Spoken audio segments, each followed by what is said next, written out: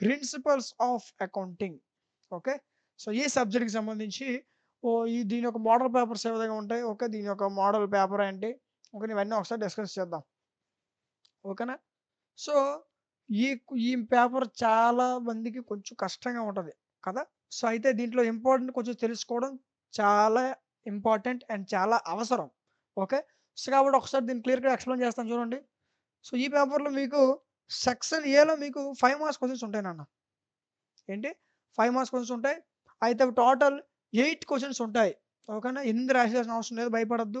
ఈ 8లో మీరు 4 రాయాలి. ఇచ్చారు కదా! ఎనీ 4. ఓకే. Total 20 marks. అర్థమవుతుంది కదా! సో, ఇవి చూడండి. ఇవన్నీ కూడా మీకు most important questions. Okay. So, ఇందులో మీకు మాక్సిమం థియరీ క్వెషన్సే ఉంటాయి. ఓకే. సో, ప్రాబ్లమ్ క్వెషన్స్ ఉండవు. ప్రాబ్లమ్ క్వెషన్స్ లాంగ్‌లో ఉంటాయి.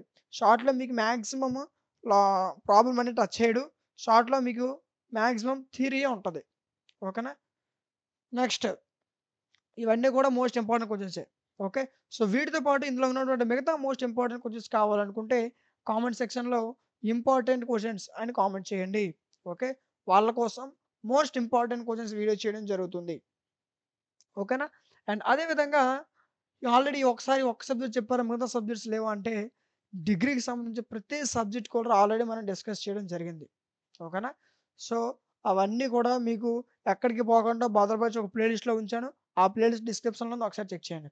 సో, చూడండి అన్న, ఇందులో మీరు 5 మార్క్స్ కొంచెం చూసుకున్నట్లయితే మీకు టోటల్ 8 ఇచ్చాడు. 8లో మీరు 5 రాయాలి. సారీ, 4 రాయాలి. 4 చాయిస్. ఈ 4లో మీరు ఇలాంటి ప్రాబ్లమ్స్ కూడా చాయిస్ కింద వదిలేయవచ్చు థియరీ వస్తే. ఓకేనా? సో, కరెక్ట్‌గా కాన్సెప్ట్ నేర్చుకుని థియరీ కన్నా ప్రాబ్లమే ఈజీగా ఉంటది. ఓకేనా? బట్ కొంతమంది ప్రాబ్లమ్ చేయడం కష్టంగా అనుకుంటే అలాంటి వాళ్ళు థియరీ ప్రిఫర్ చేసుకోండి. ఓకే. సెక్షన్ బిలో మనకి 10 మార్క్స్ క్వెషన్స్ ఉంటాయి. సెక్షన్ బిలో 10 మార్క్స్ క్వెషన్స్ ఉంటాయి. అయితే ఇవి 6 క్వెషన్స్ ఇస్తాడు. ఎన్ని? 6 ఇస్తాడు. Out of 6 we need to write any 3. 6 ఇస్తాడు, 3 రాయాలి, 30 మార్క్స్. ఓకేనా? సో, అయితే ఇందులో మీరు చూసుకున్నట్లయితే ఇక్కడ మోస్ట్ ఇంపార్టెంట్ పాయింట్ ఒకటి ఉంది, గుర్తుపెట్టుకోండి. ఇక్కడ మీరు చూడండి.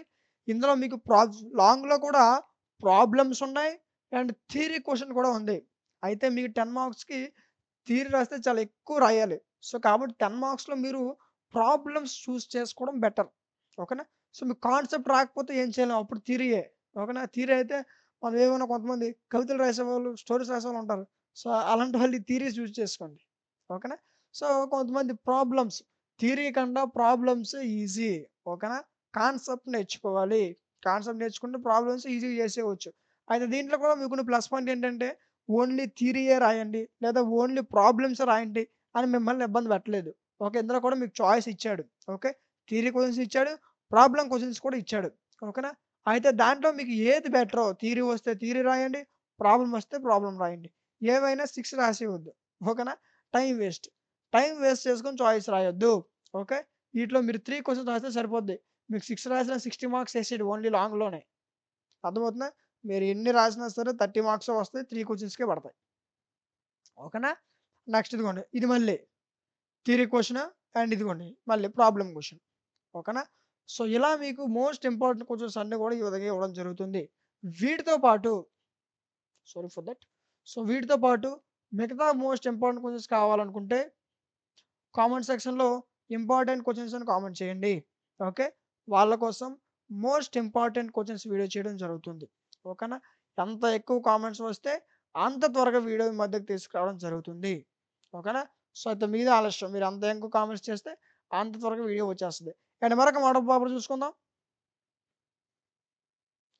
ఇంకొక మోడల్ పేపర్ చూసుకున్నట్లయితే చూడండి. ఇందులో కూడా మీకు సేమ్ ప్రాసెస్. అయితే మీకు ఇది ఎగ్జామ్ వచ్చేసరికి 2 అవర్స్ ఉంటుంది. 50 మార్క్స్‌కి ఉంటుంది. ఓకేనా?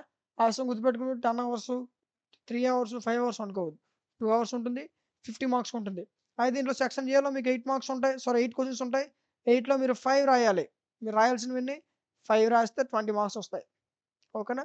సో, అయితే ఈ 5లో కూడా మీకు థియరీ కనిపిస్తది. థియరీ కనిపిస్తది. At the same time problem కూడా కనిపిస్తది. ఇదిగోండి. ఇలా ఫస్ట్ క్వెషన్ చూడండి. First question theory question. Second question problem question. మీకు షార్ట్స్‌లో కూడా సారీ షార్ట్ ఆన్సర్ క్వెషన్స్‌లో కూడా at the same time long answer క్వెషన్‌లో కూడా రెండిట్లో మీకు చాయిస్ ఉంటుంది. రెండిట్లో థియరీ ఉంటుంది. రెండిట్లో ప్రాబ్లమ్స్ ఉంటాయి. అయితే మీరు మొత్తం థియరీ అయినా రాసుకోవచ్చు. లేదా మొత్తం ప్రాబ్లమ్సే రాసుకోవచ్చు. లేదా ఒక సెక్షన్‌లో ప్రాబ్లమ్స్, ఒక సెక్షన్‌లో థియరీ ఎలాగైనా రాసుకోవచ్చు.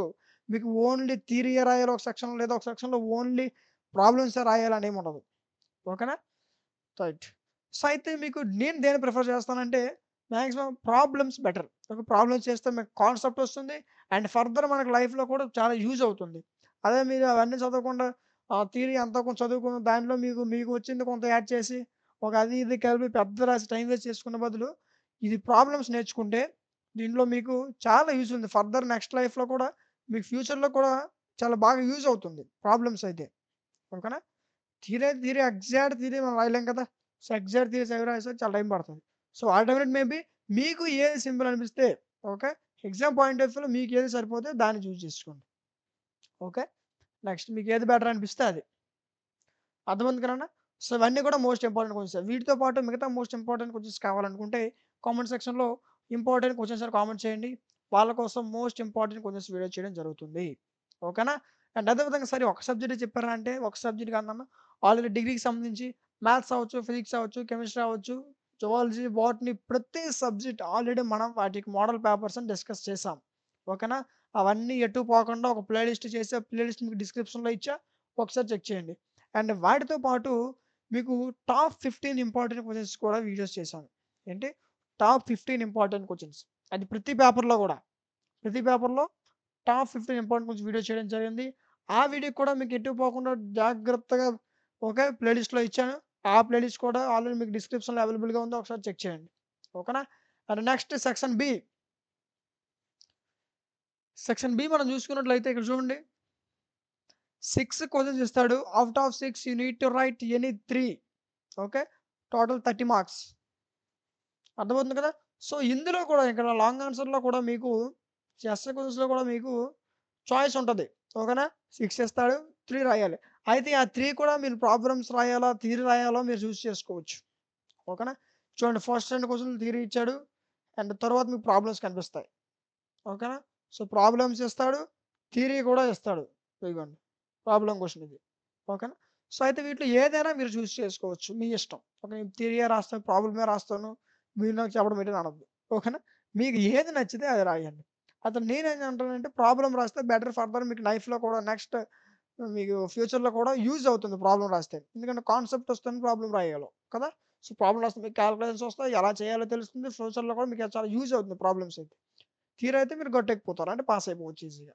ఓకేనా? వాటెవర్ ఇట్ మే బి మీకు ఏది సింపులో దాన్ని చూజ్ చేసుకోండి. ఓకేనా? సో, ఇవన్నీ కూడా మోస్ట్ ఇంపార్టెంట్ క్వెషన్సే. వీటితో పాటు మిగతా మోస్ట్ ఇంపార్టెంట్ క్వెషన్స్ కావాలనుకుంటే కామెంట్ సెక్షన్‌లో ఇంపార్టెంట్ క్వెషన్స్ అని కామెంట్ చేయండి. వాళ్ళ కోసం మోస్ట్ ఇంపార్టెంట్ క్వెషన్స్ వీడియో చేయడం జరుగుతుంది. ఎంత ఎక్కువ కామెంట్స్ వస్తే అంత త్వరగా వీడియో మీ మధ్యకి తీసుకురావడం జరుగుతుంది. సరేనా? అండ్ అదే విధంగా ఈ వీడియో మీకు నచ్చినట్లయితే ఖచ్చితంగా లైక్ చేయండి. మీరు లైక్ చేయడం వల్ల మీలాంటి మరికొంతమందికి వీడియో అనేది రికమెండ్ అవుతుంది. అండ్ అదే విధంగా మీ ఫ్రెండ్స్ అందరికి షేర్ చేయండి. ఫర్దర్ చాలా మందికి తెలీదు కదా! సోషల్ గురించి చదవాలి. సో, దానివల్ల చాలా మంది మీ ఫ్రెండ్స్ అందరికి షేర్ చేయండి. ఫర్దర్ వాళ్ళకి కూడా మీరు ఎంతో కొంత హెల్ప్ చేసిన వాళ్ళు అవుతారు. ఓకే. అండ్ అదే విధంగా సబ్స్క్రైబ్ చేసుకొని పక్కన ఉన్న బెల్ ఐకాన్ ఆన్‌లో ఉంచుకోండి. Thank you.